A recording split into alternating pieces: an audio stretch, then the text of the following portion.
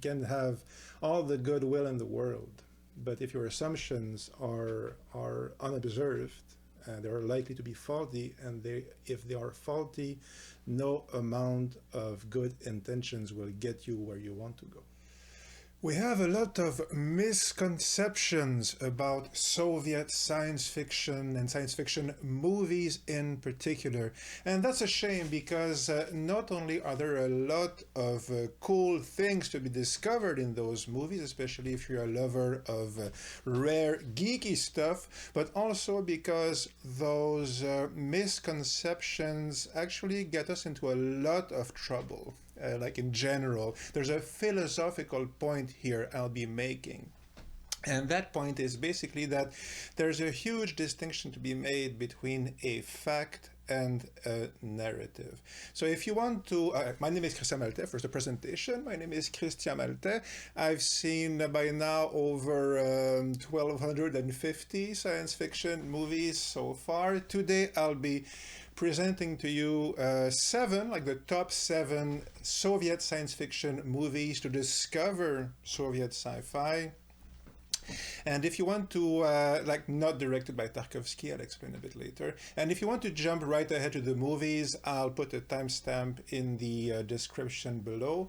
But first, I'll spend a couple of minutes to explain to you that whole philosophical point, and it has a lot to do about propaganda, like the idea of propaganda. And I'll explain quite briefly why it gets us into so much trouble, especially these days. So essentially, as I said, the distinction is I'll be making is that the key point is that there's a distinction between a fact and a narrative. And what do I mean by that? Well, let's say, for instance, I tell you the USSR was a dictatorship. Okay, and I might even say the USSR was a brutal dictatorship, because in the English world, dictators are always brutal. It's just like a Homerian epithet. It's always brutal. Like brutality is the core defining adjective of a dictatorship. But that is actually all that not a fact. Like the USSR was a dictatorship. That is a narrative. It appears like a fact because it's very succinct and it appears non-emotional. It appears factual, but it's not. Okay, because it relies on a lot of implied ideas and definitions that aren't explained. They're just taken for granted, and that's a key feature of a narrative as opposed to a fact. So what is a fact? Well, a fact is an observable phenomenon that cannot be disputed in good faith. That's a definition I've come up with. An example of this is that there is a timestamp in the in the description if you want to skip ahead to the movies. I mean, that is a fact, presuming I put it there. Like, this is a Tupperware full of carrots which I peeled yesterday. That is a fact, at least, as of the moment I'm recording this, right? So it's an observable phenomenon that cannot be disputed in good faith, right? And the other definition is of a narrative. So what's the narrative I came up with? It's a narrative is an interrelated association of ideas, many of them implicit, that form a coherent, meaningful whole. So again, a narrative is an interrelated association of ideas, many of them implicit, in fact most of them usually, that form a coherent, meaningful whole. There's a meaning that is being put forth, presented, carried by this narrative. Okay, and you will know, and these ideas are often based on facts, so there are facts involved in the equation, but also on received wisdom and, crucially, other narratives. Okay. So you will notice that I just provided the definition of a narrative and of a fact. I just gave you my definitions, and we could argue about them. In fact, a lot of philosophy is centered, turns around the idea of debating the definitions and presenting definitions. Anyway, but narratives don't do that.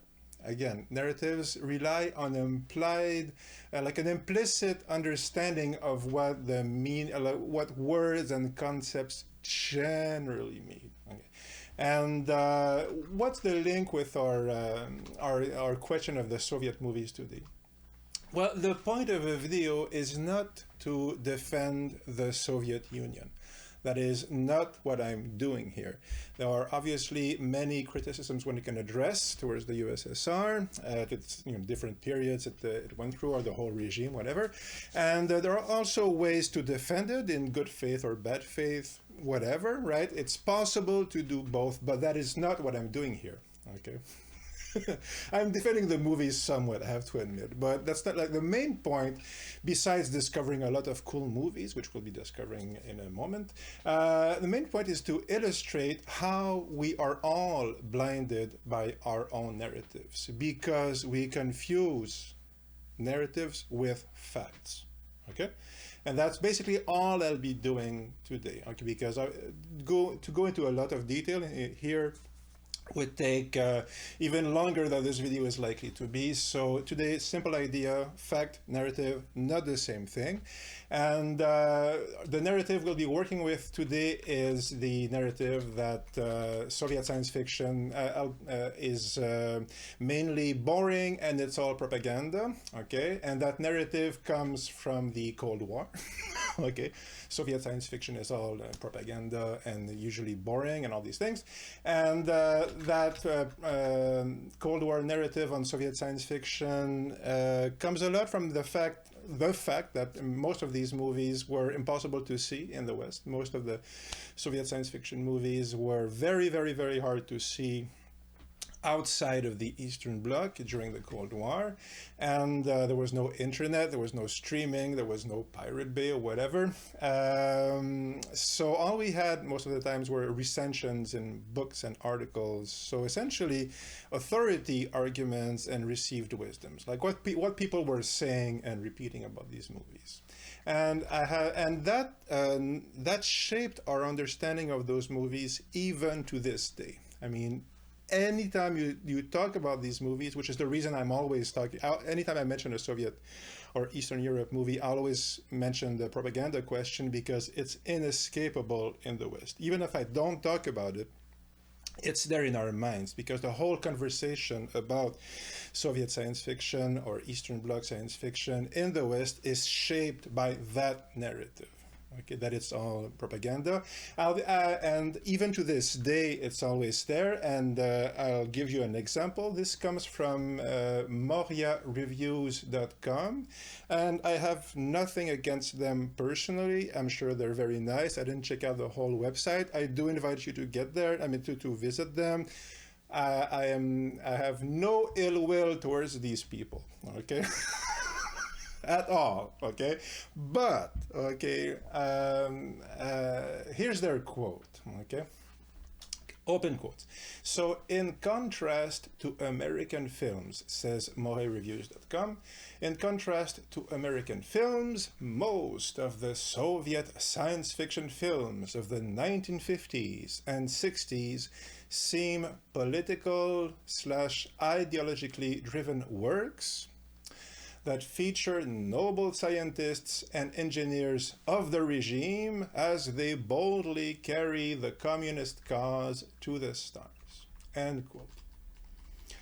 So again, in contrast to American films, most of the Soviet sci-fi films of the 50s and 60s seem political, ideologically driven works, says Moria Reviews, that feature noble scientists and engineers of the regime as they boldly carry the communist cause to the stars, end quote. I think I'll copy paste that link to that article also in the description if you want to check it out. And okay, so I picked that quote because it was it's very representative to what we see like on IMDb or Letterboxd. I mean, it's just the default setting. I visit Reddit and movie forums like relatively often, and I read that all the time from just about everybody in the West. It's always there, that general idea. And while there are some things that are kind of based on fact, if you like. Okay, it's that quote is mostly untrue. In fact, mostly patently untrue. In fact, it's bordering on stupidity. Okay. That is what we'll be saying today. Okay, I feel quite strongly that this sort of idea is doing a severe disservice to the intellectual life of the West. And again, not because the Soviet Union was a worker's paradise or any of that, but because the faults in logic and thinking that are described here is again are a big part another manifestation of the collective moral and intellectual collapse that caused the collapse of Western civilization, which we are experiencing right now. Fun times. Okay, and if we want to get out of it or rebuild afterwards, we need let's build on a basis of intellectual honesty as much as we can. So that's basically the project here. And to do this, I will be now presenting to you these top 7 movies. I'll be going from 7 to 1, starting from number 7, ending with number 1. And I picked Soviet science fiction movies based on the following criteria. First, that they are or were culturally significant for one reason or another in the Soviet Union. Quite a few of them were big box office hits. In the USSR, they had the box office. Movie ticket sales did matter. They did record them, and so these movies were either cult movies or box office hits. The general idea. Okay. Second is that they are representative of one aspect of Soviet science fiction or another, at least one aspect or another of a Soviet science fiction. I also picked them across different eras. So the quote from Moria Reviews talks about the 50s and 60s, but I started in the 20s and ended in the 80s, essentially covering the whole period, the whole existence of the Soviet Union from the revolution to just before the collapse. I also picked no Tarkovsky movies because Tarkovsky is too good. He's so, Tarkovsky is his own thing, and it's like if you make a top 7 list of English speaking science fiction, like so-called Western science fiction. Well, if you make a top 7 list in the West, you'll have 2-3 Kubrick movies in there, 2001 and Clockwork Orange. So if you make a list like that, there is the Kubrick/Tarkovsky rule, which I am putting forth here. So the Tarkovsky rule is that if you make a top list of a list of top Soviet movies, whatever the category, you don't put Tarkovsky movies in there because they're too good. They're so outstandingly superior to everything else like human society has produced, essentially, that they're their own categories. We all know they're great and fantastic, and also most of you, I'm guessing, if you're listening to this, you've seen Solaris, right? You've heard of it at least. You know about Solaris and Stalker. You don't need me to tell you about it. Also Sacrifice, quite good Sacrifice. Anyway, so no Tarkovsky movies. And the last criteria is these are cool movies. They're fun. I like all of them. One a bit less, I'll tell you why, but it's still very cool. So they're all either emotionally very powerful movies or very beautiful, or just generally speaking, a ton of fun, like geeky science fiction fun. Yes, at last. Now, let us begin. Number 7, Aelita, Queen of Mars from 1924. So I have picked this one because there are a couple of earlier, Soviet science fiction movies, depending on how you look at it like, but some of them are lost, some of them are very short, and some of them are incomplete, like Lev Kuleshov's Death Ray. I think that came after though. But anyway, the idea here is that Aelita is very famous. Actually, that was one of those. I think that might have been available in the West, and you've probably at least seen like the poster or a couple of stills from the movie.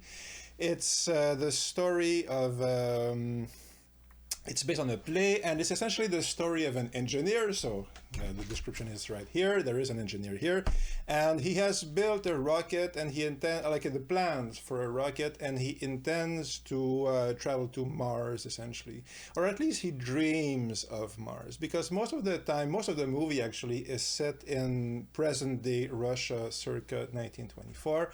So it's right after the Civil War, essentially, when the Tsar regime collapsed. Eventually, the Communist Party, like Lenin's group, took power, and there was a civil war between, the anarchists and the remnants of the Tsar's regime, and it's like a big mess generally, like a civil war that lasted, I think, 2-3 years, and there was also a famine. So, if I recall correctly, the general idea is that this is right after that, or the remains of that, and that can be seen because there's rationing involved in the story. You see people with food tickets, and anyway, but that's all during the day. And our engineer, he has his girlfriend, but at night the engineer dreams, and he dreams of Mars and Aelita, queen of Mars, and he dreams that she's in her kingdom on Mars, and she's looking at him, and she's looking at him kissing the girl, and she's quite intrigued. But all this, what is this strange Earth custom of kissing people, right? And eventually there's an evil vizier, like type of character, very common trope in Eastern and Western science fiction, like the evil wizard who represents, superstition as opposed to science. A very frequent idea. And essentially, there's the evil, politician, and he's giving bad advice to the queen. But our brave engineer, in his dreams, will go to Mars, and he will lead a revolution. And but he wakes up, and at the end of the movie, the moral of the story is essentially that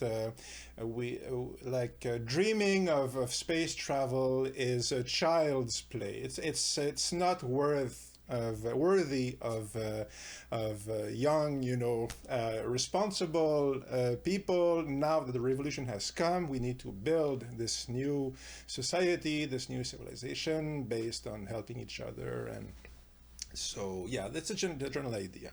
But if I describe it to you this way, okay, there's an engineer, and there's this, socialist message, like socialist in the way that we would say, like it sounds, it sounds like quote unquote propaganda. He creates this revolution, he leads a revolution, and all that stuff. But what it doesn't tell you is what is the experience of watching this movie. And this movie is joyful. And it's also massively creative. Okay, so let's start with the creativity bit. Okay, the movie is famous for its sets and costumes, and they are very extravagant and very futuristic. They have this sort of feel of, in a way, of things to come, the 30s version, or even pulp magazine covers. But all these pale in comparison to like the Baroque creativity and otherworldly, modernity of all these costumes from Aelita. And they're a big part of the movie. Massive sets, all these strange lines and the funny costumes, and generally all that part of it is like a boatload of fun, like a spaceship full of fun. And also, what can be missed is that creative energy that is expressed itself that is expressing itself in those costumes is just an expression of this general feeling of newfound freedom, like this bursting forth of unbounded creativity. And that's the sense of, that's the experience of watching in the movie. So I imagine the tickets, and yeah, there's something like, you know, evil capitalist in a sense, in the way that you have remnants of capitalism and they're going to their secret club, but a nightclub. It's not an Illuminati club. It's not Eyes Wide Shut. It's just they go there to have a drink, right? Like a clandestine establishment. But even then, they're not evil. I mean, it doesn't take the form at all that you would expect. And that kissing thing I mentioned, well, there's a big, like, there's a very strong undercurrent of sexuality in there in the movie, which is quite surprising. And none of these things you would associate, you know, with our idea of the Soviet Union. But if you've read, you know, Alexandra Kollontai, for instance, like, the idea of sexual liberation for a short while was very important in, like, it was there. It was very important in certain parts of the if you like, the revolutionary discourse of people like, as I said, Alexandra Kollontai. So like the liberation of women and so forth. So there's this general idea there.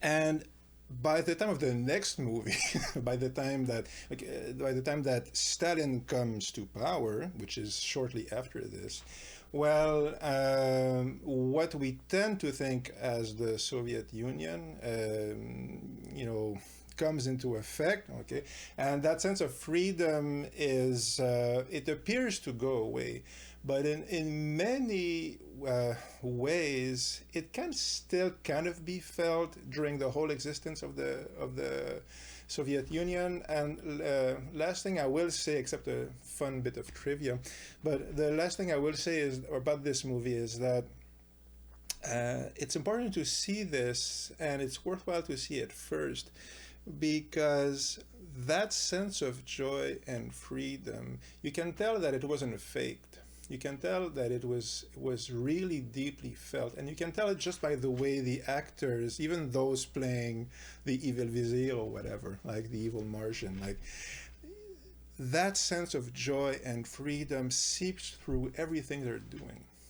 Like, even if they're engineers, even when there's a, you know, love triangle, a sordid love triangle, and all the, like, lots of melodrama, but that sense of, we have just created this brand new civilization, we have, you know, thrown down our chains, you know, like Marx said, it's palpable, and it's very rare that you see a movie that feels that way. I would have a hard time finding another example, actually, of a movie that does it so well, right? And and you can tell that people believed it. Okay, they lived it. You can tell, you can see them in their faces, essentially, is what I'm saying.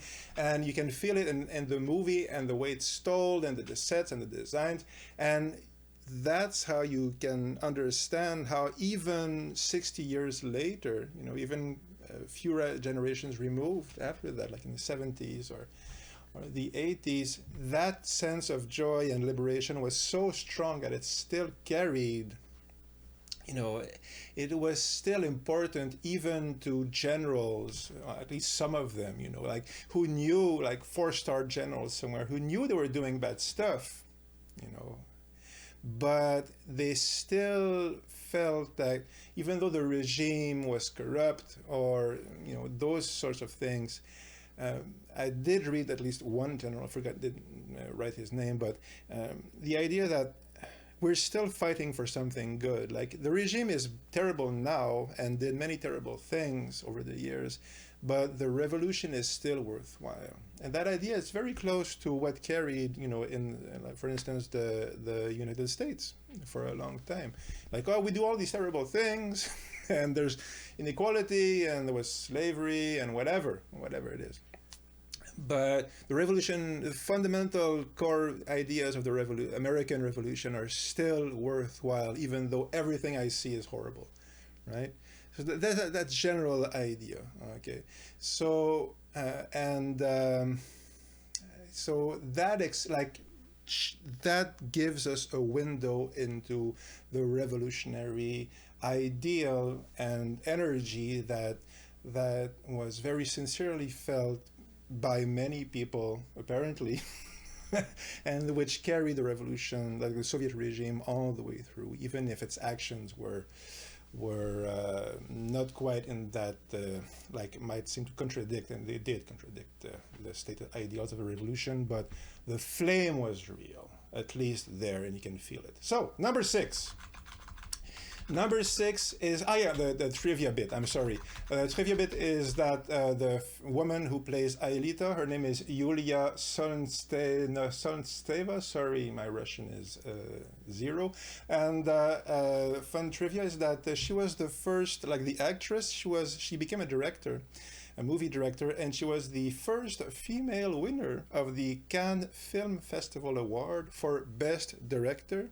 It was for a war movie called Chronicle of the Flaming Years from 1961, and I did not see the whole thing, but I did find like a copy online just before recording this, and I checked it out, and it looks astounding. It's striking director, like it's amazingly directed movie. So that's our Martian Queen Aelita. Okay, number 6, Cosmic Journey from 1936. It's this one was made under Stalin. It's based on a novel by Konstantin Tsiolkovsky. The Aelita was based on a play by Alexei Tolstoy, I think. And one thing I did not mention, but which is a key feature of Soviet science fiction movies, is that more often than not, almost always, it seems, they're based on literary works. And there would be quite a rabbit hole in that direction, because, we mentioned that, like in Aelita, the moral is that essentially science fiction is childish. And that was a big idea in the West as well. Nowadays we think geek culture is everywhere, it's everything. Marvel movies, they're not so popular now, but after Star Wars came out, like in the 70s, science fiction became a big big money maker, and eventually comic book movies became the Hollywood cash cow, if you like.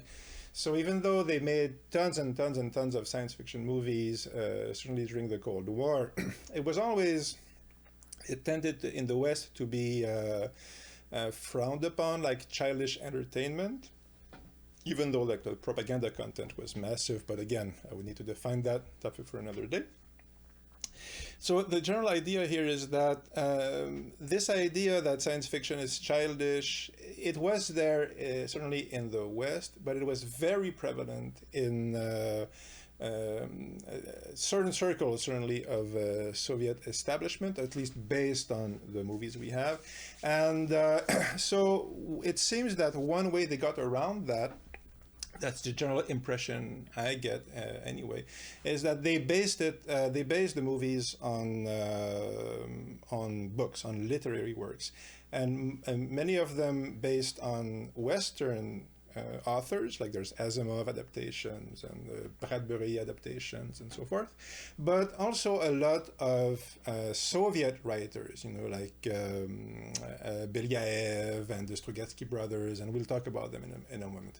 So essentially, one key thing to keep in mind, which is a key feature of Soviet science fiction, is that they're usually based on literary works, and there's a reason for that, because there's an intent there certainly to make them appear more vehicles of ideas, more serious, like less childlike. And there's also obviously there an idea of, well, they are more like they will express political ideas and philosophical ideas, because this is the Marxist regime. This is purportedly a Marxist regime. So Marxist was a philosopher. So the public discourse of the Soviet politicians and the Soviet regime was that it was based on science and philosophy, essentially, like historic materialism and all these things. So all this matters, okay, but it's a lot more complicated, as you can see, than just saying it's all propaganda, okay, and it's all, yeah, it's all space engineers. So there are engineers, plenty of them in those movies, but why is that?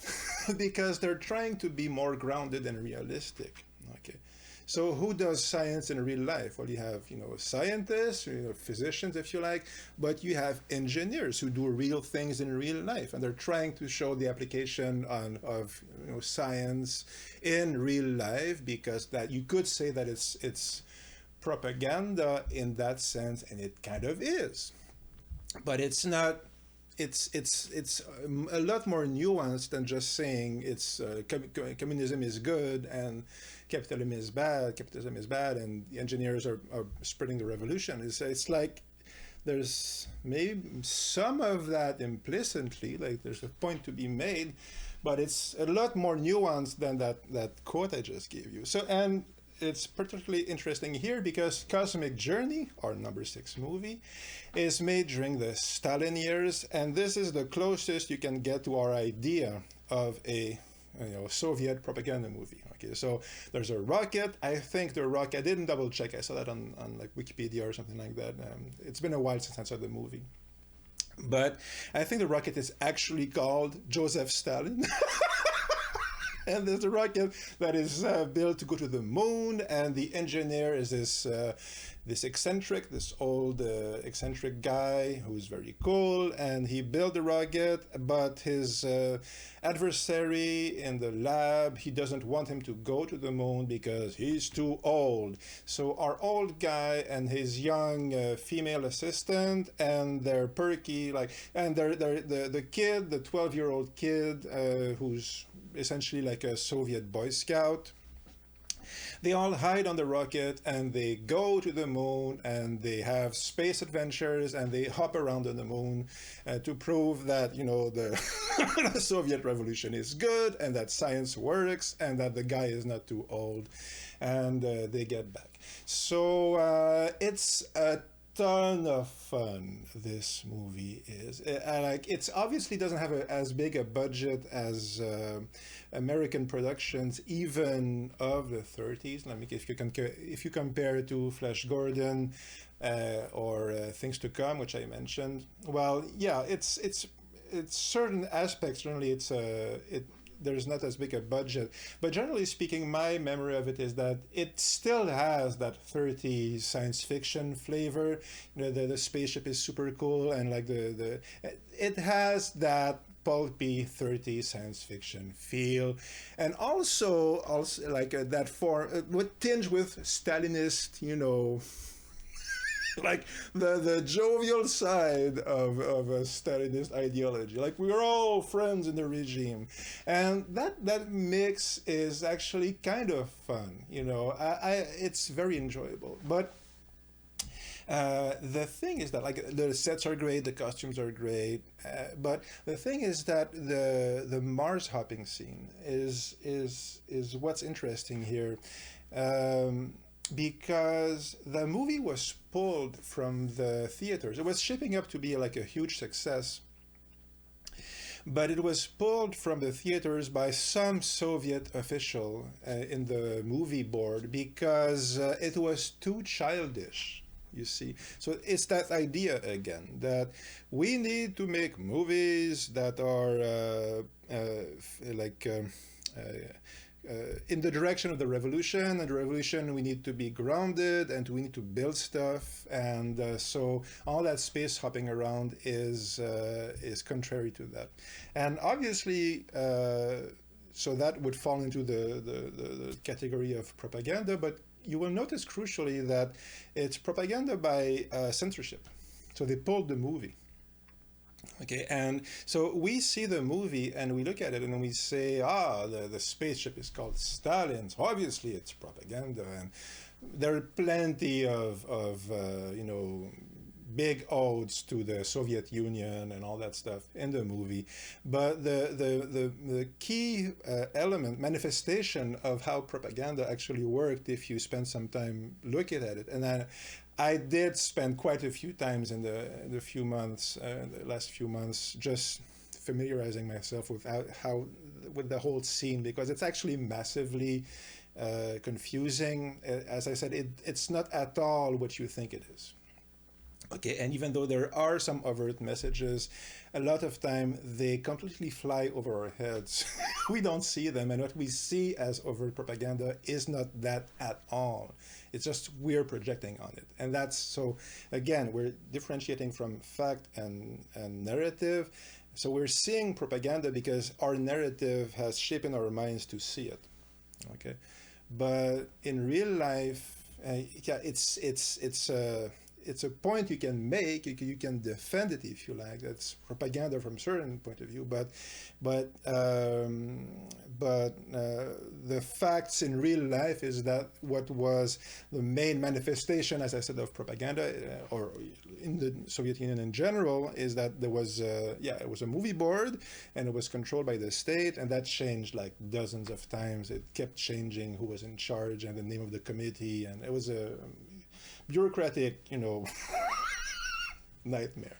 But the censorship thing was always there, and was always a big part of movie making in the Soviet Union. And so if you want to look at how propaganda actually worked and manifested itself in Soviet science fiction, you would need to check out, to study, to start watching these movies and reading around based on what is actually being omitted and what movies were pulled from screens, which happened a few times, right? So it's this general idea, and there were often negotiations behind the scenes between the filmmakers and the office, the movie office. Would they allow this, and would this, be censored, and all these things. And also there were committees. Last thing I'll say on this, but one thing I didn't know is that many times there were committees, like essentially workers' committees, that would watch the movies and decide if they needed to be censored or not. And I think you actually had that in the States, but for sexual content, right? So you would essentially get a bunch of people in a room, but people from the street, just ordinary people, and you would make them watch the movie, and they would decide if it was like in the States, if it was prurient, if it was sexy content, bad for the kids, or in the Soviet Union, bad for the workers, right? Bad for the revolution. And quite often these people, they were not very intellectually astute. They were just normal, very, very normal people, not intellectuals, not party officials, not anything. So sometimes, from what I've read at least, they, one person might censor a movie and one might not, and it was a crapshoot. It was like a lottery, and you never knew. So that was a big part of movie production, and that certainly affected the way the movies were made. But it was certainly not a feature of like the Soviet Union is not the only regime on Earth. If you've tried to make a movie in Canada, it works a lot like that. It's all the public financing, all the financing for movies is public. David Cronenberg had to get public financing for his movies. He had to go through, anyway, he had to go through, in some ways, comparable discussions, let us say, with officials. It would be interesting, actually, to have this conversation with Mr. Cronenberg. Anyway, that was number 6, Cosmic Journey. And again, as I said, they pulled the movie because the censors felt the hopping on the moon scenes were contrary to the spirit of socialist realism. So, last thing I will say before going to number 5 is that let us not forget that when we see this as horrible, and maybe it is, okay, like the censorship and all that thing. Like, I'm not a pro-censorship guy, like, at all, but in any way, shape, or form. But When the Soviet Union came to power, the preceding regime was the Tsarist regime, like the Tsar, and that was, from what I've read, from what I've seen, from what I understand, it was a feudal society, not just in general parlance, like that we sometimes hear that essentially if there are aristocrats, it's feudal, like Louis the XVI, but Louis the XVI in France, or it was not by that time a feudal society. It was a big part of the problem is that they were remnants of the feudal society, but they had been that for a couple of 100 years by that point, right? The economy had moved on, society had moved on, but they were still there, and there was the ball and chain, you know, around the ankle of society, and so there was a big problem here. But in the Russia, it was still very backwards, you know, and it was still very feudal, like medieval times, essentially, from what I've seen. Okay, so there's the idea here, and this is, I've read this quite a few times actually, and I'm sure there are nuances, but the general idea is that Russia was a lot more backwards than other countries in East or in Europe, certainly, right? And this matters because there's a reason all these engineers are building all this stuff in those movies, and why the state would want to show building plans and, you know, steel and cities of steel and all these things. Why did it matter so much? Because they were going from feudalism to modernity. So they're trying to bridge a 500-year gap in 30 years, and they did it. Now, they did it making horrible, horrible, horrible mistakes, pointless mistakes, many of them quite stupid, I have to say, from what I've seen, like stupid ideas, many stupid things, okay? But they still did it. And I'm not sure, I mean, it could have been done better, but I can't guarantee that any of us would do better put in that situation. I mean, the fact is, they were creating this modern society out of a 14th century society to all effects and purposes, intents and purposes. So when we see those engineers and they focus so much on that, on the propaganda, that's a big part of it as well, right? That's there, that's the background. And when we project our narratives on the movie, what we always miss is the background of the situation we're describing, you see? So what we're taking for granted is that we believe that the background of what we're seeing is the same as our own background, and it's not. This is a general idea, okay? So we're taking for granted things that only exist here and we're different there. That doesn't make anything right or wrong, but it's just different. So again, if you want to criticize something, criticize it for what it is. And understanding what something is, usually it takes a lot more time than just repeating common wisdom. Okay, number 5. Okay. Number 5 is Amphibian Man from 1962. So by now, Stalin is dead, and I was going to say buried, but actually he was mummified and put on display in the glass, you know, cage along with Lenin, right? So strange times. But anyway, by now I think Khrushchev was in power. Amphibian Man, it's based on a novel by Belyaev, as I mentioned, very huge science fiction writer in the Soviet Union. And this, as I said, was a massive hit. It's in color, so it's the first of our movies in color, and it was also criticized by the like party apparatchiks, if you like. But first of all, what is the movie? Why is it here? What's the story? So essentially, there's a fishman terrorizing a village, like in Mexico or something like that part of the world. So it's in the West, but like in the around South America or Mexico or Cuba, something like that. And the fishman, we discover, was actually created by a wise and benevolent scientist who's very much like a Jules Verne type of figure, like a Jules Verne scientist in a Jules Verne setting. And he saved the life of a boy who was drowning or whatever, and he transplanted shark gills or something like that. Anyway, so the young boy can breathe underwater. And if I recall, again, I haven't seen it in quite a few years, but the general idea is that this eventually, if everyone can breathe underwater, well, there will be peace on Earth because we will not have to fight for living room, if you like, for Lebensraum, right?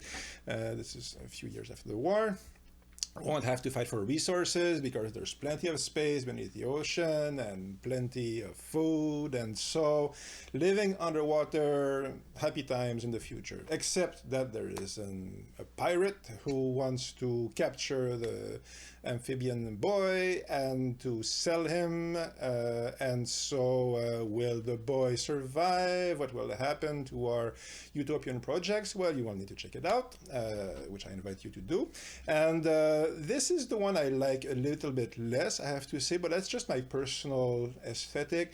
Generally, that movie too is both like tremendous fun.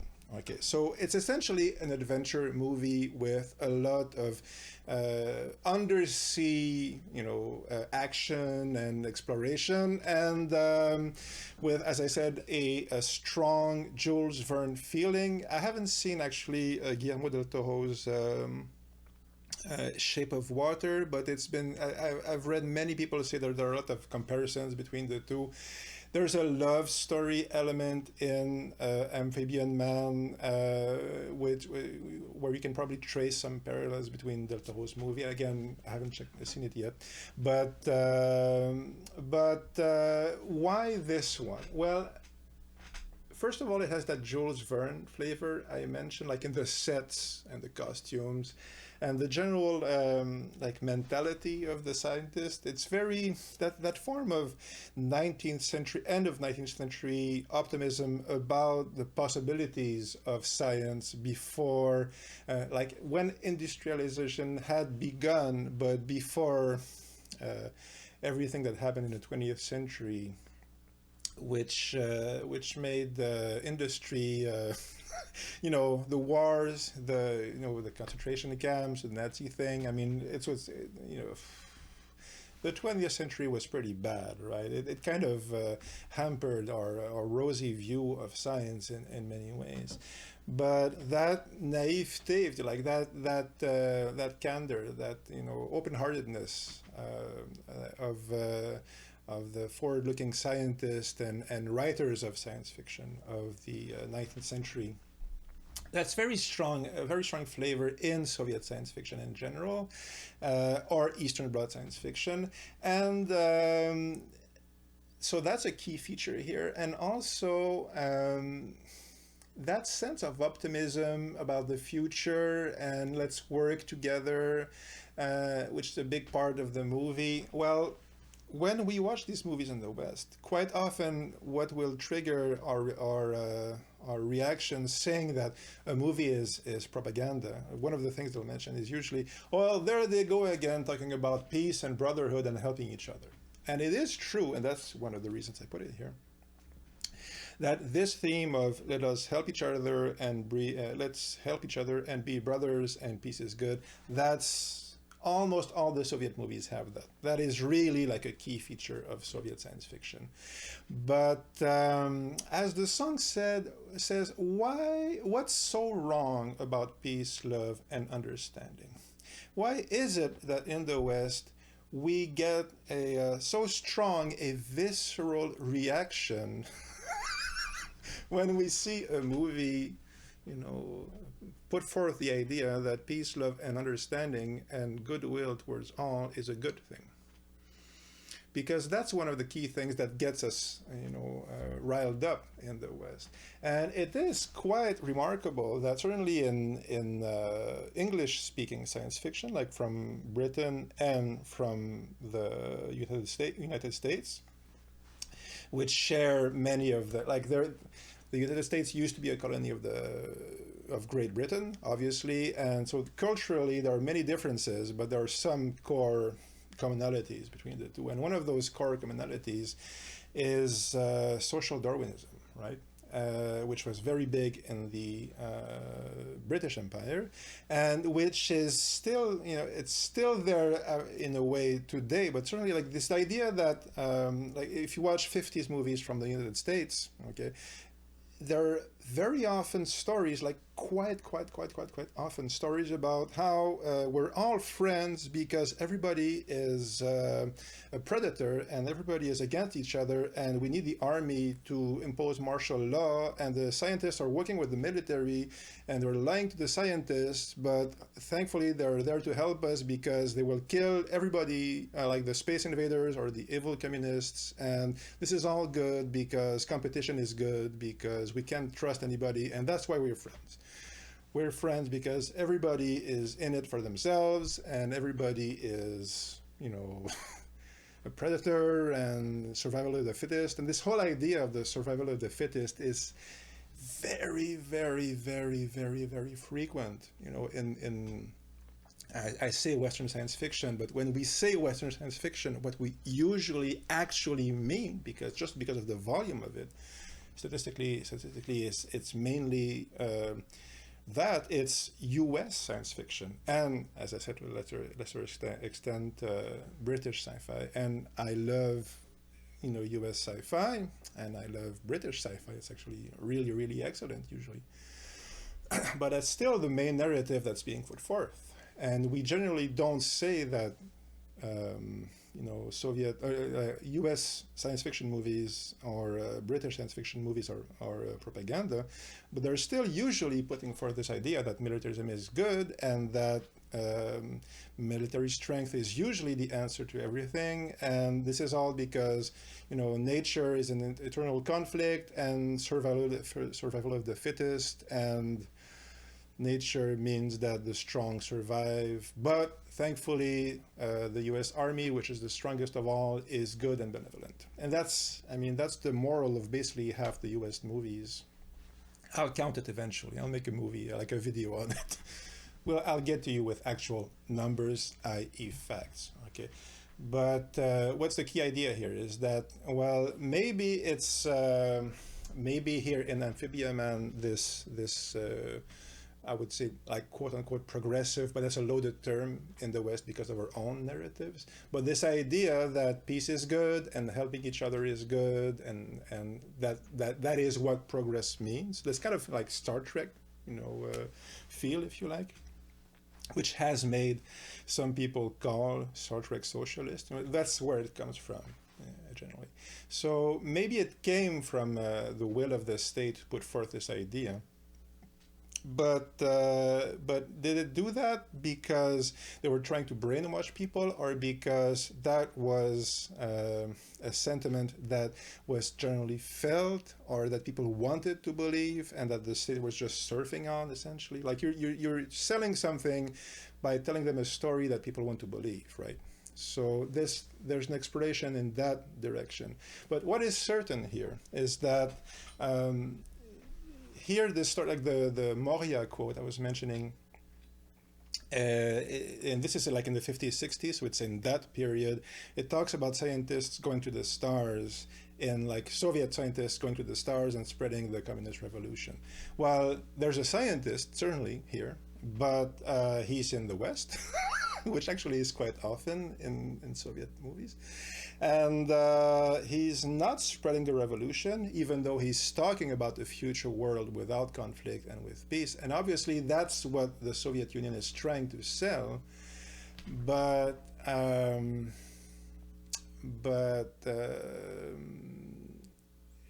that does not mean that anybody who wants to believe that peace is good is a communist. You see the nuance here? So, either way, there's a long discussion to be had here, and we need to compare to other movies in the East and West. But the main key feature here is that Amphibian Man is an expression of that idea, a very good expression of that idea, that they're usually about good people of goodwill who do believe in peace and scientific progress. So it's progress in the sense of science, okay? We call it communist propaganda for that reason, but that has a lot more to do, that has at least as much to do about our own narrative about what progress is and what good is and all these things. As like it's how much of that is real propaganda from their side and how much of it is production from our side. So and it's at least at the minimum 50-50, right? Anyway, so they're all about peace and science and progress, and that's on number 5. Okay, and people loved it. That was the thing.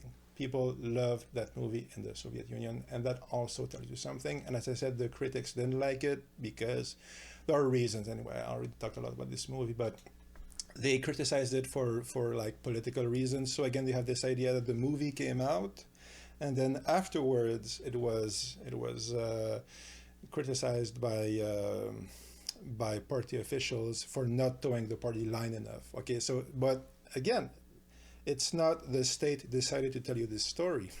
They told their story, and the state criticized it. So it's not the dynamic that we think. Okay, so if there is propaganda, it's not working in the direction we think or the way we think. Okay, so it's different. It might be there, but it's different. Okay. Number 4 is Hyperboloid of engineer Garin from 1965. That's in black and white, and it has an engineer in the title. Surely this one will conform to that Moria review. But yeah, he's essentially a Bond villain, engineer Garin. He invented a death ray.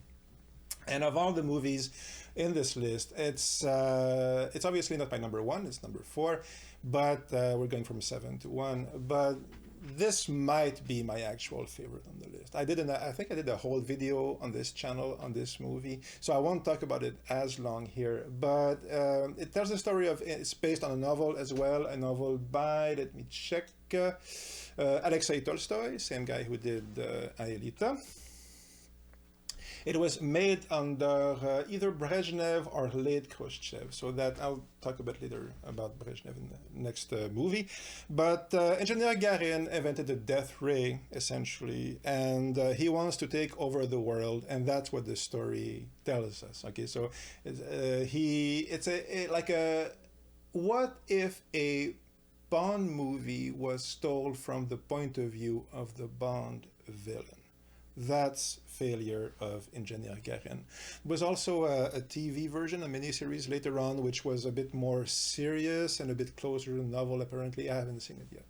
But this one is a non-stop succession of thrills and explosions, and the camera never stops, and double crosses and triple crosses and quadruple crosses and goofy costumes and body doubles and spies, and there is an evil capitalist in this one as well, but there's a desert hideaway eventually. Anyway, so evil scientist, death ray, wants to control the world.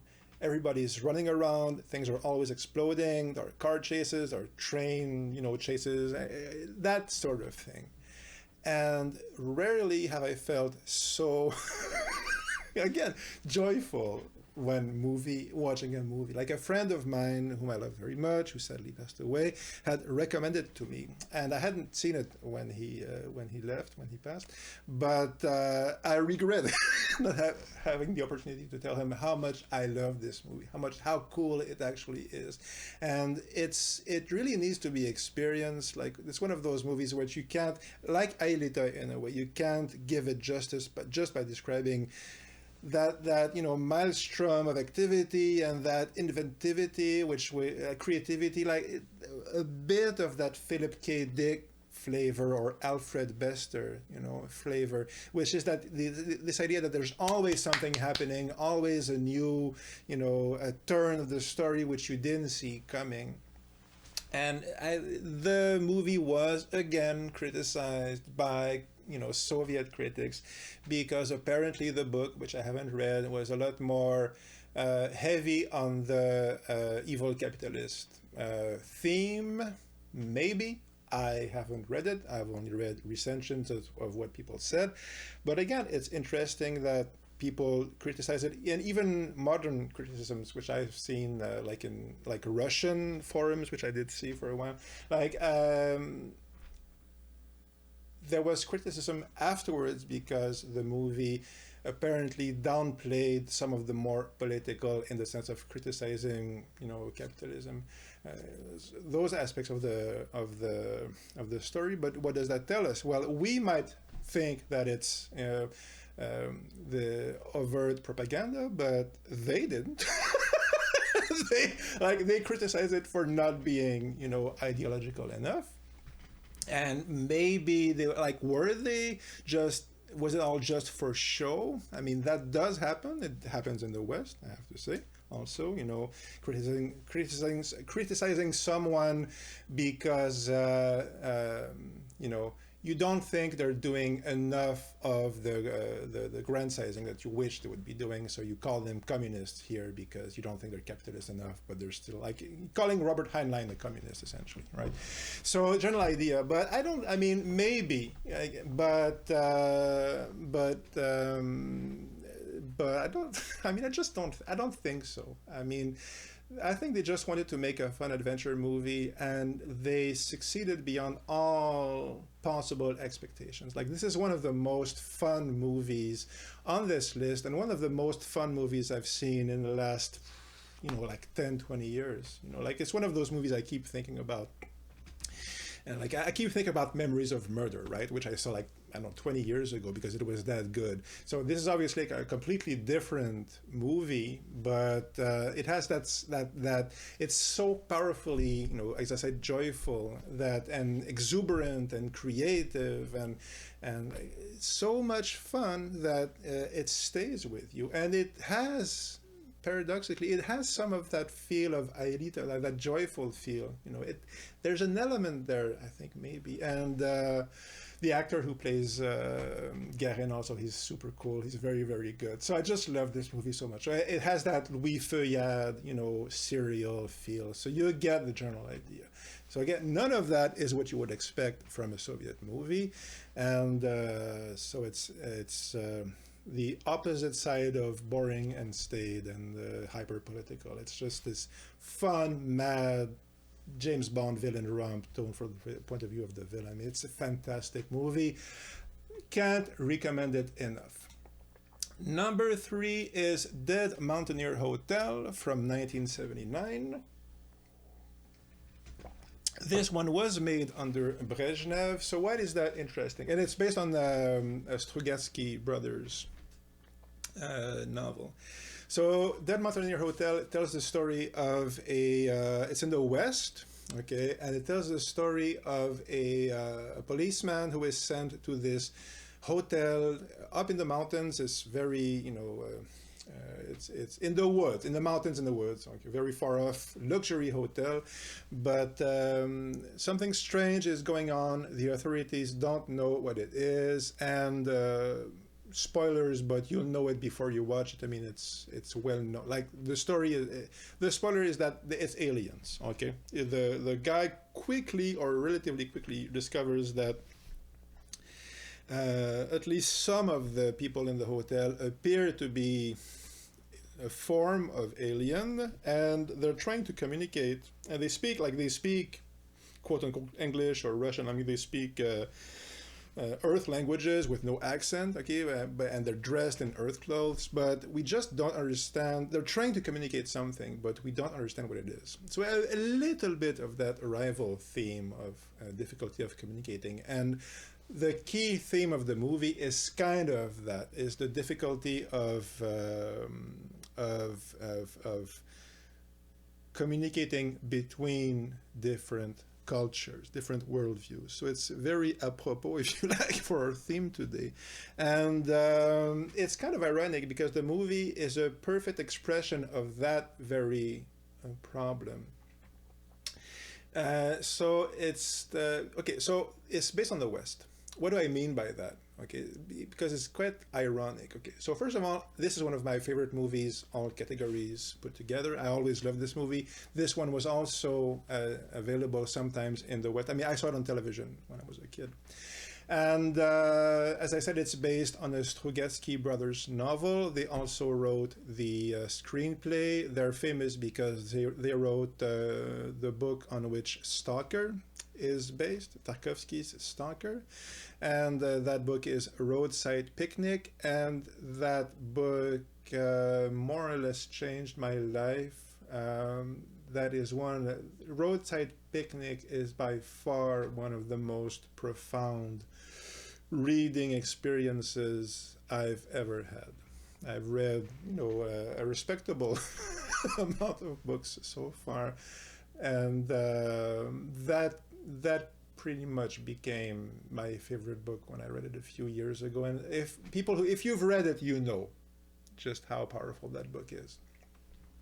And crucially, that book, though it tells the story, like Roadside Picnic, though it tells the story of a like a cynical, you would call like adventurer, he's a black market guy who steals artifacts from the in Stalker. He steals artifacts from an alien landing zone, and he sells them on the black market.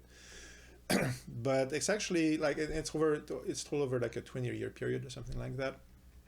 But it's actually like a story of disappointed optimism. Essentially, it's a strong appeal to the better angels of our nature. And again, that is a big part of the theme of this movie. And having read, Roadside Picnic, that's another hint, a strong. More than a hint, like a strong indication that theme of that desire to build a future world society of love and brotherhood and all these things, that wasn't fake. I mean, the regime might have been dishonest in the way it talked about it. I mean, that's certainly a fair criticism. I mean, it's quite possible to argue that point in good faith, but no one writes a book like Roadside Picnic or writes a story like Dead Mountaineer Hotel if he or she doesn't mean it. You can't fake that. Okay, so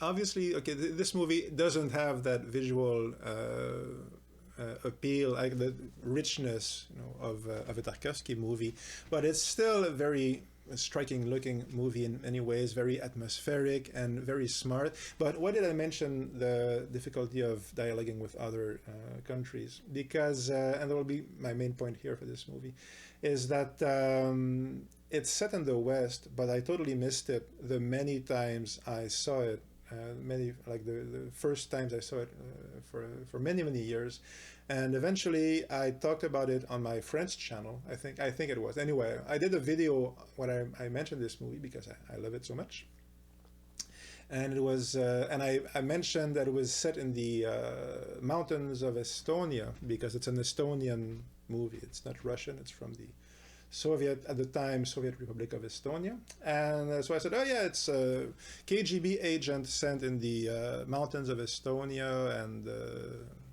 etc. But and so that forum in Russia, they really clobbered me on that. They were not very nice, some of them, I had to say. And because this stupid Westerner didn't see that. Obviously it's set in the West, and there are no ski mountains in Estonia, from what I understand. It's it's laughable if you're from there. It's like saying the tropical jungles of Montreal, where I live, right? So there are no jungles here. I can vouch for that. The streets are filled with snow. But and for a Russian viewer or Estonian viewer, from somebody from Eastern Europe, if you watch Dead Mountaineer Hotel, it's obvious that it's set in the West because of the costumes and because of the drinks and because of everything they do and the way they talk. And so it's filled with all these signifiers. And you might say, so in the West, if we did pick up on that, we would say, oh, there they go again criticizing us, and that's propaganda. Well, maybe. maybe, if you want. I would argue the good faith of much of that criticism, but maybe. But the fact is that we, like generally speaking, we never notice that those characters are from the West, because to us there are two things here. When they're dressed in Western clothing, to us it's not alien at all. To people in the Soviet Union who made the movie, they're putting them in what to them are strange Western clothes. But to us, when they do manage to reproduce the Western clothing or the cars or whatever, we just see it as normal. So our eyes don't pick up on it. And what do they pick up on? The details that they don't get right, right? So, which feel alien to us, which tell us, well, this is obviously set in the East, right? So even if they're trying to create an object like a story set in this case here in Europe, and like in Western Europe, well, this country from the East, Estonia, the Soviet Union, they don't manage to do it. All they manage to do is recreate a projection of their own culture. And this happens very often. I mean, there's Silence of Dr. Evans is like that, and there's quite a few others. Anyway, titles for another day. But this is a technique that they use quite often or frequently, and when there is criticism of the West, often it takes that form of telling a story in the West and criticizing the regime or the lack of humanity, if you like, of decadent Western capitalism. But it's usually it can be more nuanced than that. And the general idea is that we not only do we completely miss the fact that it's in the West, but as I said, they're still projecting part of their own collective psyche, if you will. It's still an object from their own culture, which is what we see. And the key thing is that we do the same. Everybody does the same. When a Japanese movie presents an American character in a movie, whether it's critical or not, okay, like in the kaiju movies or whatever, like Goki Body Snatcher from Hell, right? There's a hysterical American woman there in the movie. Pretty cool movie. But they are projections of Japanese culture. They hire American actors and they have them speak in English, like in some of the later Godzilla movies, you have that. But they never behave like Americans. They behave like the Japanese idea of an American, right? And that's the way they talk. When you watch Squid Game, I only saw the first season, but I won't spoil this story, but eventually in Squid Game, we get to meet some Westerners. I'll just put it that way. We get to meet a group of Westerners, and they're played by, it's a Korean show, obviously, South Korean. They're played by Western actors. They speak in English with subtitles, like Korean subtitles, but they don't behave at all like Western people. They don't feel like it. They feel like the South Korean pantomime of a Western person. And same thing goes when US movies, for instance, have Russians in them. It's sometimes very often they're quite critical. I mean, I'm talking from the Cold War period, not even from today, but very often they're quite critical, but sometimes they're not. I mean, like in the James Bond movies, the British, but as I said, there's a lot of correlation there. Well, sometimes the British agents are evil, but quite often they're actually friendly with James Bond. Like, there are quite a few movies where the Soviets are kind of on James Bond's side. They're certainly nice, like General Gogol is usually a good guy, a friendly guy, but they still behave like our caricatured idea of what a communist or a Russian person would behave like. And it's partly based on things we see and can observe, but it's a very filtered impression, right? So when a culture creates a representation of somebody from another culture, it's always from the point of view of itself. Okay, and this matters today. That's my last point on the movie. This matters today because in the English world, it's all about diversity and inclusion these days. But it's, yeah, that's, is it really, though? All these English stories about, American stories about including other cultures that come from, written by English people, and you see the idea. It's still an expression of American, at best, like American or British worldviews, implicit ideas, implicit narratives. You see, there's no diversity right now, none at all.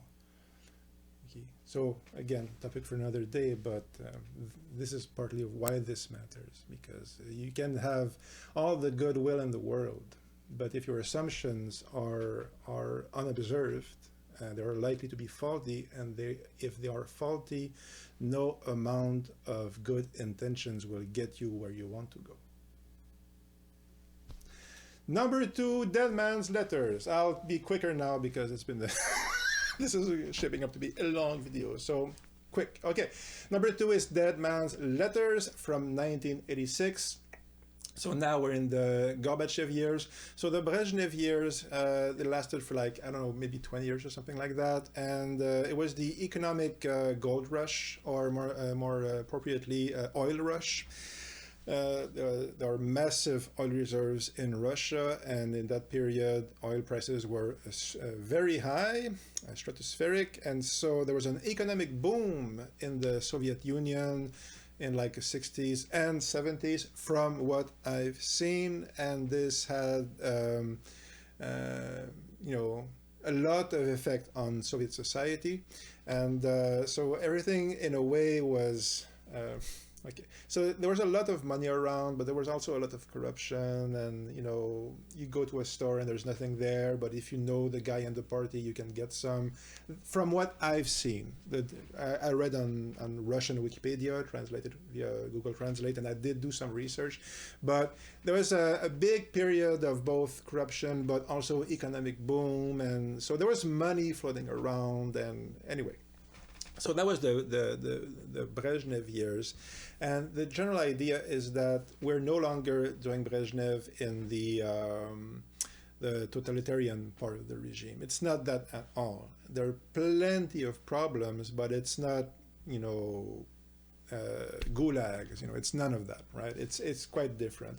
And by the 1980s, now we're in the Gorbachev years, and this one, Dead Man's Letter, is the Soviet answer to The Day After. Okay, so in the United States, Ronald Reagan is in power, and the 1980s, which I lived as a young teenager, it was the nuclear thing was not a joke. I mean, I hear some people talking about it today as if it was laughable that people would be afraid of the nuclear Armageddon in the 80s. For God's sakes, people. It's still a threat today, and it was a constant threat then in the narrative, and you had people more or less threatening nuclear war on television. I mean, it was always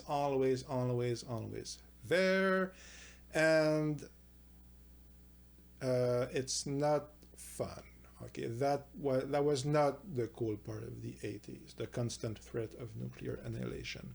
And there were a few TV movies which played a lot into that, which were both, the paradox obviously is that if you're making a post-nuclear, like a serious post-nuclear movie like Day After or Testament or Threads, the British TV movie, which is probably the most horrible of them all and the most powerful for that reason. Well, you make a post-nuclear movie like that, not the fun Mad Max movie, with cool leather clothing. Like you make a realistic post-nuclear movie because you want to tell people, let's not do that, right? It's a cautionary tale. And some of them are very powerful. I mentioned some of them are less good. But most of them are from the West, and by 1986, up to that point, the regime did not want to have pessimistic movies, usually. They wanted to have optimistic movies, which I just mentioned. But by that time, Gorbachev is trying to reform things, and that's a whole other topic.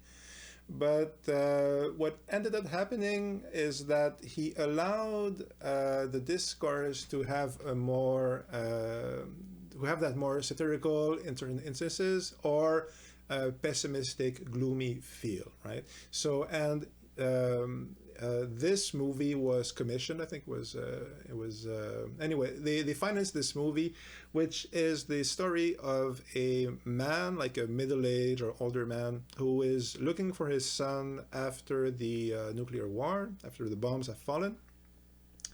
And there are a few survivors in bunkers, and he has hidden himself at the in the basement of a museum with a few other people. And by night, he hides there and has philosophical conversations with the people. Philosophical conversations one might have after nuclear bombs has fallen. That sort of philosophical conversation. And by day, he searches the rubble for his son, who is almost certainly dead. And the whole movie is narrated by him reading the letters he's writing to this most likely dead son. And it's a very, very powerful movie. And it's striking because, okay, so first of all, this was directed and written by Konstantin Lubchansky with help from a few people, including Boris Strugatsky. And so he was a disciple of Tarkovsky, Lubchansky was. And this shows, if you can get a good copy of the movie, this shows, because certainly like in all the basement scenes with the works of art, this is like a visually very striking, like very craftily constructed movie, like a very beautifully built movie. And if you get a less good quality print, I mean, it's all in black and white, and the lighting is very minimal. So the copy I saw wasn't very good, so you miss a bit of that, I have to say.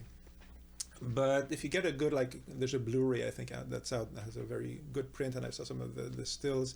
It's a very beautiful looking movie, and there's like a whole sequence in the end that's particularly beautiful, not only like visually, but like poetically, where our middle-aged guy is essentially celebrating Christmas with a bunch of kids he's saved or found, 12-year-old, 10-year-old kids.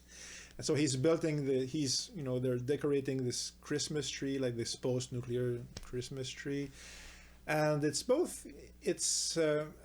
obviously extremely sad as a sequence, but it's very beautiful. And the whole tone of it, while it's expressing this deep sense of loss, which all those post-nuclear movies have, the serious post-nuclear movies, they're all about this loss, obviously, the grief of lost humanity and lost Earth. So it's that feeling, and this movie succeeds at that, like, masterfully.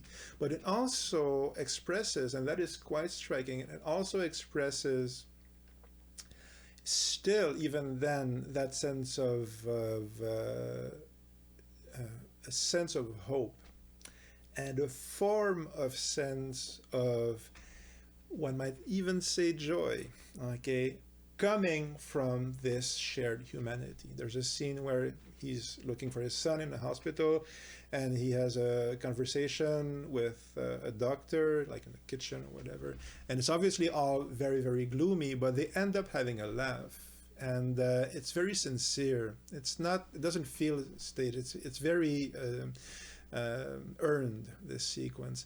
And by the time the movie is over, you're obviously very struck by the intensity of the emotions and that sense of loss and grief, but it's not a movie that drains you. Okay, you feel all the post-nuclear dread and horror. Okay, and let's not do that thing. Yes, you agree. I agree that it's best to not do that. But to destroy the world, let us save the world from nuclear Armageddon. But but still, even though the world in this movie is in ruins, the prevalent sense is that humanity is good, and because of that goodness, even though there's martial law and people getting shot in the streets in the movie, it's very, very, very bleak, very bleak. But even then, okay, human goodness will make us like will carry us through, or might at least carry us through. So. So again, part of that, I'm sure, came from a desire to appease the authorities, or hopefully to help pass the movie beyond, like pass the censors, and that was one of the reasons why Strugatsky was there, and why the other people who contributed to the script were there. I mean, there are political reasons in that sense, like negotiating with the censors. But at the same time, again, how much can you? I mean. What does it tell you that even in the gloomiest of post-nuclear movies in Soviet Russia, it's still about hope and helping each other? I mean, so there are a couple of later Soviet movies, like the 1986. There were 5 years basically left of the regime, something like that. I forget the exact year, but by 1982 it was all gone, right? And so in the next couple of years after that, there are some hopeless movies. There's dogs, a bunch of guys who go hunt rabid dogs. There's Contact, which was made, I think, after the fall of the regime, which is a story of dead people, ill-meaning, like dead people with ill intent, dead spirits with ill intent, communicating with the living to convince them to do very, very bad things, right? So there are stories like that which are quite nihilistic, which will appear in later Soviet movies and Russian movies, a few of them. So that does exist later on, but and it's to me striking that it does appear at the end of the regime, and at the time where it's no longer possible to believe in the revolution, more or less. I mean, that would be one of my hypotheses looking at it. But certainly in this movie and in most of the movies, even at that period, I mean, this sense of certainly in this movie, this sense of shared brotherhood, shared humanity, and the hope that springs from that, and the strength that springs from that, is very strong. So again, I think, yeah, it was surely it was a part of the state ideology, and it was partly, quote unquote propaganda. Yeah, I'm sure, but I can't believe it was only that. If only because they keep saying it because people want to believe it. And even then, if you're trying to lie to someone, even the lies you tell say something about you. You see, it says something about what's inside you, right? So, topic for another day. Before my number one, a couple of quick honorable mentions.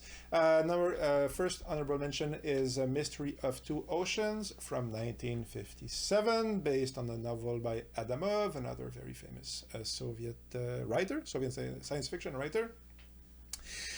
Mystery of Two Oceans. So there are two shipwrecks in two different oceans, and they are sunk mysteriously at precisely the same time. And a futuristic, by 1957 terms, futuristic sub is sent by the glorious Navy of of the USSR to investigate, and they have a lot of underseas adventures. There is an evil capitalist regime in there.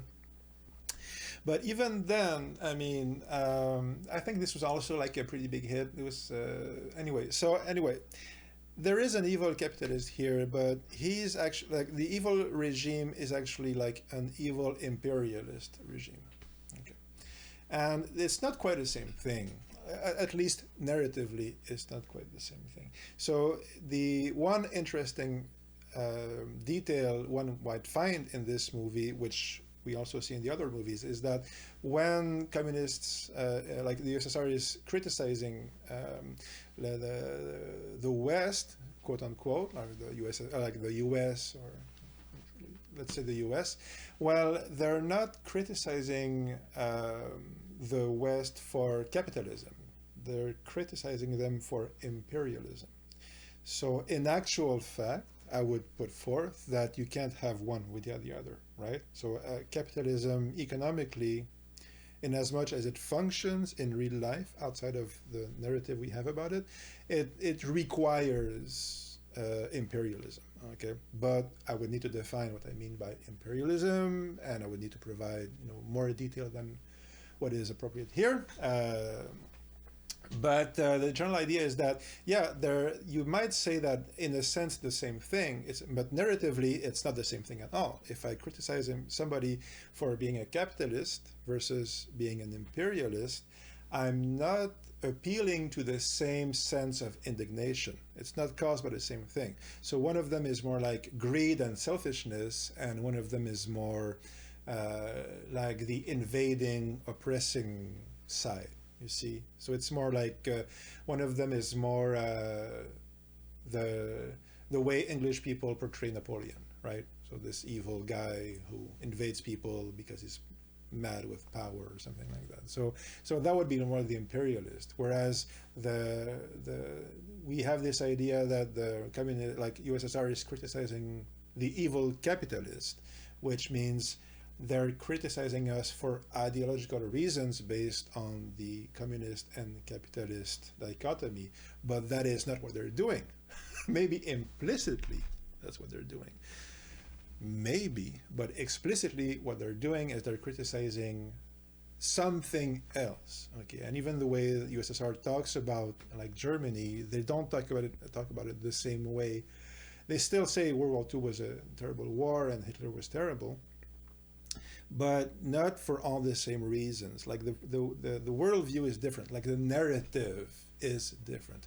So that would be one thing we could explore in Mystery of Two Oceans. And the other reason, honorable mention is Planet of Storms from 1962. Very quickly. And I mentioned it because this is the movie that has featured in a couple of U.S. productions in the 1960s, or a couple of them that were whose special effects were used by American companies, like the Roger Corman type of people. Sometimes used Soviet movies. They took all the special effects scenes and made their own movies around that. Which was, I mean, it's fair game actually, because the USSR didn't recognize, I think, the Berne Treaty, like the author. Property rights, I forget the expression in English, but like intellectual property, they did not recognize it. Okay, so which is why they made so many movies adapted on literary works, some of them which were not in the public domain when they made their movies, because they did not recognize that form of intellectual property, right? So some people in the West stole their special effects, which was okay. Why not? But the two movies that Planet of Storms were used for are Voyage to a Prehistoric Planet from '65, directed by Curtis Harrington, and the other is Voyage to the Planet of Prehistoric Women from 1966, from no less than Peter Bogdanovich, a great friend of Orson Welles. And I saw both of those movies, which have sort of a goofy, cheap B-movie 60s feel to them, but they're not very good. Okay, the Planet of Storm is not the best Soviet science fiction movie out there, but the story is still a lot cooler. There's a lost civilization involved, and there's a robot, and so it's a explore the group of adventurers, space adventurers, explore like a desert planet with a robot, and they find the remains of a lost civilization. That's basically Planet of Storms, and it's interesting to check it out because it's cool to compare with the movies that the West, like the Roger Corman type studios made with it. But yeah, so it's not a drop dead classic. I mean, there are plenty more Soviet science fiction movies which are better than Planet of Storms, but it's still kind of cool to check it out, and it's interesting for that reason. And my number one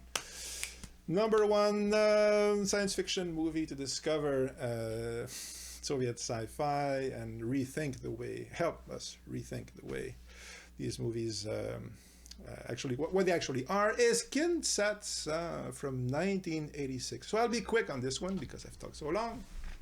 I will probably make an entire video on it on this channel. Kin-Dza-Dza is a 1986 movie, so still under Gorbachev. It's a dystopian comedy. It's a massive cult hit, cult movie in the Soviet Union and former Soviet Union, and it tells the story of two ordinary Soviet citizens. I was about to say Russian, but one of them is Russian. There's a middle-aged guy in his like a Russian guy in his 40s. He works, I forget where he works, and he's out to get some groceries. Like some spaghetti and a bottle of vinegar, essentially, and he observes like a vagrant in the street of Moscow, some guy rambling essentially, and he's going on, and a 20-year-old violin player from Georgia observes the scene, and so are a 40-year-old guy and 20-year-old violinist. They end up getting teleported by the vagrant guy, because he's not a vagrant guy, he's an extraterrestrial from the far planet or galaxy of Kin-Dza-Dza. I forget, he's from the other side of the galaxy, and he was teleported there, and that's what he was trying to explain to our two heroes. But what ends up happening is our two heroes are teleported to the other side of the galaxy, and they spend the entire movie on this desert planet, crossing the desert planet, trying to figure out a way to get back to home. And this is a laugh out loud movie. Okay, so you would think that a like a 40-year-old comedy, often comedies don't age very well. Like some of them do, but most of the time comedies from decades back tend to be not that very funny, and you would think, like, okay, so a 50-year-old comedy from the Soviet Union might be dreary, but it's one of the funniest movies I've seen, and it's filled with quotable, even like in subtitles, like quotable lines, which only make sense if you watch it. Like who gets to wear the yellow pants? I mean, if I tell you the joke, it doesn't mean anything, but it has that Monty Python quotable quality. It's kind of comparable to that, like a Monty Python and the Holy Grail, with everybody quoting all the sentences, like the funny bits. And Kin-Dza-Dza is like that. It has that quality. Many expressions have entered, like collective culture in Russia, the former Soviet Union, from what I understand. But it also has that satirical quality. And okay, so three things, and then I'll call it quits for for today's very long video. So first of all, the language thing. If you've seen the movie, you know what coup means, and what coup means is every single word in every single language except the 16 very like there are plenty of telepaths. Okay, so they have a very elaborate language which is built of 17 words in all, and one of the words is the word for police, which is essentially a Georgian word, backwards. It's police. Anyway, forget it. Let's say there's a couple of words like there's a word for matchsticks because their money is matches, like wooden matchsticks is the currency they use, and so there's a word for that. And there are very odd flying ships, like very like surrealist flying oddity, that has a word. So there's a few, so at the beginning they're talking to these they're human looking aliens, but like sort of like extraterrestrial Russian Laurel and Hardy essentially is who they're talking to. And sometimes like our two heroes are trying to communicate and they can't make sense of anything and everything is strange. And so those two guys are pointing to like, this thing is called, okay, this is this word and this is this word. But most of the times they're just going around saying coup, right? And with this you by the end of the movie you've ingrained that you have to do this gesture, put your hands on your head and bow essentially. So you really you learn that language, the alien language, and that's because they're telepaths. They actually don't need words. So they created 16 words, and after that it's just why bother? It's just use "cool" for everything, and that type of humor, kind of like surrealist flavor, is all the way through that movie. It's brilliant in all conceivable ways. The actors are fantastic. Everybody is super funny. The sequences there are many memorable, super funny, super smart sequences. And one of the, as I said, three things. So one of the first three things I mentioned is like the language thing, but in general, just how smart and funny it is and quotable. And this is a movie, as soon as it's finished, you tell yourself, I'm definitely watching this again. Like, I plan to watch this again many times with my friends, essentially. It's that type of movie. It's a great, like, beer and pretzels. It's a great hanging out movie, essentially. But also, okay, so when we watch, like, the narrative in the West is like, all those Soviet movies are propaganda, or they're, subversion. Like, they're trying to subvert the evil communist regime by putting these subtle hints. Well, first of all, how much subtle hints can you put that can get past all those censor boards I'm mentioning? So that narrative we have in the West, it doesn't take into consideration what life was really like. So I'm sure some people are trying to, criticize the regime in some ways, and I'm sure it happened, okay, but not to the extent that we say. And the thing here is that most of the time we're just projecting and making it up. Like, we just imagine that that's what it is. Like, anytime we can see something that might be critical of the Soviet Union in a Soviet science fiction movie, if we don't get the knee-jerk reaction of, it's communist because they're helping each other, then we say it's subversive, right? But the thing is that when you watch this movie, it's impossible to tell if they're clearly lampooning like bureaucracy and the Kafkaist, flavor of filling forms and the absurdity of police procedures and repression and all these things. Like, there's tons of that. It's a big part of the movie is that, and it's super funny. It's very brilliant. Like, it's Terry Gilliam level or whatever. Like Jonathan Swift. Like, it's top level satire, like Voltaire levels of satire.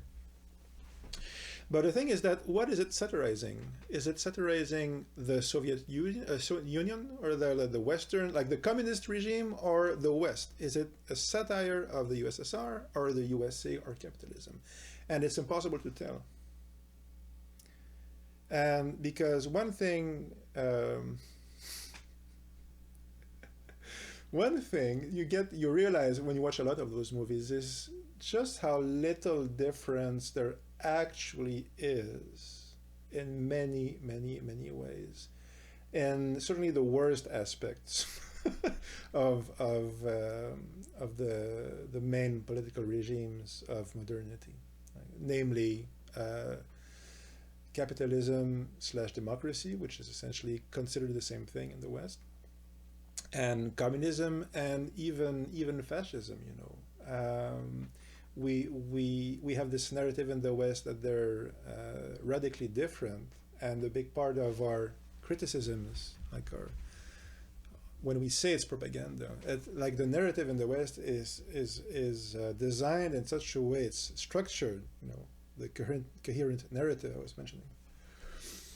It's designed in such a way that it induces us to think that these things are orders of magnitude, removed from each other, like the West, capitalism, freedom, and communism, and obviously fascism, which is obviously the worst of the three. Okay, I agree with that. Okay, but how different really in day-to-day life are in their structures? How different are they? And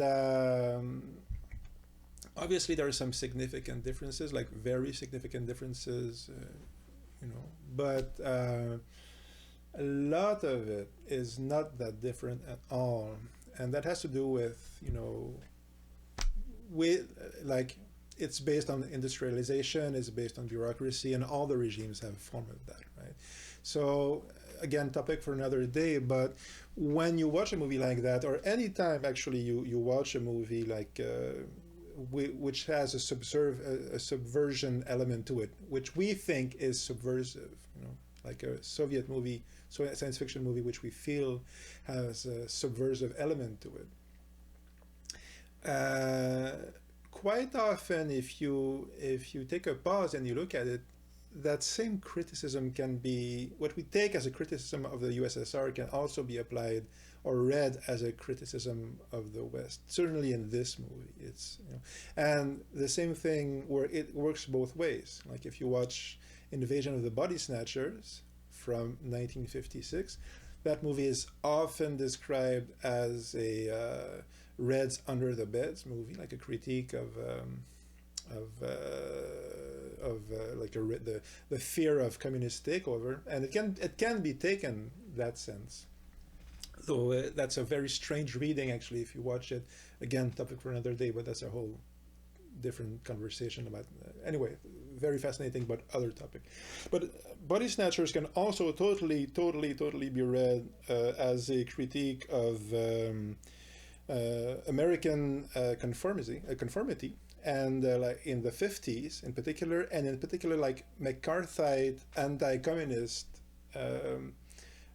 hysteria, if you like this idea that we all need to think the same way, and that we need to destroy and like assimilate. We need to get rid of everything that is not us. Okay, and we need to think all the same way. Okay, so there is an element in that which is very like the evil that is being described in Invasion of the Body Snatchers can very much be seen as the nightmare version of the idealized 1950s Norman Rockwell / McCarthy, which is the shadow part of it, ideal version of the U.S. So like with like Body Snatchers is like, yeah, I'm living it and I'm not digging it. Right, can be read that way, and also as a critique, like as an expression of the fear of the Soviet Union. And it might be said that maybe it's the same thing. Maybe, like, is it psychologically the expression of the same thing? Is the fear of Soviet takeover just a projection of the fear of our own, like in 1950s America, that conformity? Like, am I seeing this conformity as a threat because the conformity I do know is a threat to my, like in my everyday life? You see, that kind of idea. Okay, so hypothesis we need to be explored, but the general idea here is that in Kin-Dza-Dza, which is again super smart, super funny, looks great, the actors are fantastic, that very strong dystopian flavor, which is used as a critic, like an allegory, a critical allegory, like a subversion. It's as much a subversion. It's a subversion of things which are essentially universal, so universal in modernity, like certainly in 20th century modernity,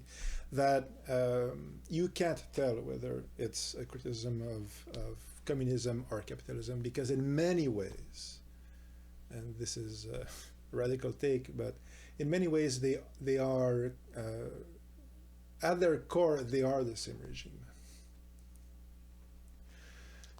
and our own narratives obfuscate that. Okay, so they have important differences, but the core elements, the most humanizing aspects are the same. Okay, so and the last thing I'll say on the movie is it's about the propaganda thing. Is okay. So our 40-year-old guy, who's nicknamed Uncle in Kin-Dza-Dza, he's walking around with a bottle of vinegar. And why a bottle of vinegar? And there's even, I think, if I remember correctly, one of the aliens drinks the whole bottle of vinegar at one point. Well, in the script, there was a bottle of vodka.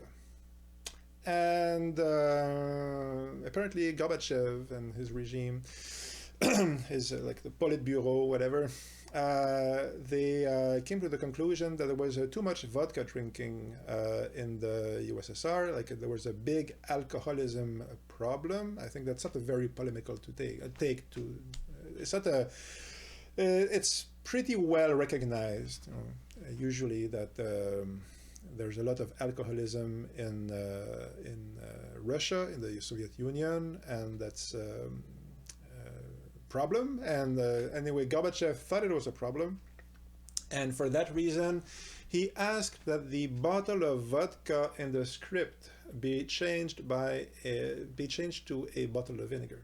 And so in the script the wife says, go buy some spaghetti and a bottle of vodka, and the guy goes and buys them, but the essentially like the movie bureau said, no, you need to change that to a bottle of vodka because we need to make people drink less vodka, so the less vodka we see, the better. Kind of like here when they remove the cigarettes from the movies or from the scripts, right? So even pictures of like old pictures of James Bond nowadays, they airbrush the gun or they airbrush the cigarette because, right, for similar reasons. And I mention this because, well, surely that's a form of propaganda. So surely, most evidently there is some. Okay, like the state wanted people to drink less vodka, so they changed the vinegar, the vodka for vinegar, because the state needs to control the narrative and all that thing. But if I had not told you that, you would never have guessed, right? If you watch the movie, it's just a bottle of vinegar. It makes little sense, but the most overt ideological, if you like, or propaganda element of the whole movie, which is that vinegar bottle, which is changed for political reasons because the state wanted to change the way people think and the way they behave, that change from vodka to vinegar, we totally miss it. Like the most propaganda thing in the movie, we don't see because it's not addressed to us and because we don't have the context. So it's always that. It's always that if I don't have the context and I'm not, in the narrative of that culture, I'm only seeing what I already believe, essentially. And as I said with the vinegar, well, even if it is propaganda, let's say, and propaganda is just an example through all this. Okay. Well, even if there is this thing I'm looking for, which I think is bad, I won't see the actual expression of it, and I will imagine it everywhere else, you see, because my mind is clouded by my own preconceived idea, what in the English word they call quote-unquote bias, though even that is filled with narratives, like ideological narratives, which are unrecognized and which make seeing the actual quote-unquote bias very difficult, right? So this was the whole idea behind this whole very long exercise we've just been through. Just to say that, first of all, the ideological content, it's not there the way we think it is. None of the things we believe about these movies are true in the way we believe they are. I mean, there are scientists and there are engineers, and they do talk about communism, and sometimes they enthusiastically want to spread communism in a sense, though the only real spreading of communism we see in all those movies I mentioned is the guy going to the moon, and he knows it's only rocks, right? He's not trying to convert the rocks to historic materialism, right? There's no proselytizing, like in that sense, no trying to convert people in that sense, right? So even then, like, so that quote I mentioned at the beginning of the video, it's just different. I mean, it's just, in real life, it's a lot different, and it's very worthwhile to explore these questions because it does reveal just how much of these ingrained suppositions we have, and which are those things which like preconceived conclusions that are not warranted. Like, those are the things that get us in trouble, right? These are the things we urgently need to start seeing in our own like mental constructs, which we use as tools to understand the world and try to find solutions for our different problems. And so yeah, I'll leave it at that. I mean, and the other thing is that, as I said, the movies, certainly these movies, are a lot of fun. They're exuberant in many ways. They're often visually striking and very creative, and there's a lot of super fun, super like geeky treasures to be found in those movies, and also many others, which we will talk about eventually. So for now, this will be my farewell for today. If you want to read more about, hear more about Engineer Garin, you will find that video here. As I said, that movie is super cool. Here are some explanations why. Live long and prosper. See you soon.